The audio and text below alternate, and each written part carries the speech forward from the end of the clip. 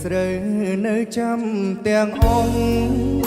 ពេលដែលរូបស្រីឃ្លាតទៅទុកឲ្យបងនៅម្នាក់ឯងរងនេះអូនស្លាប់ទៅហើយអូនអើយបងគេក្រំគ្រាសូគាស្នេហាស្រយំអាណិតរូបខ្ញុំកុំព្រាឯង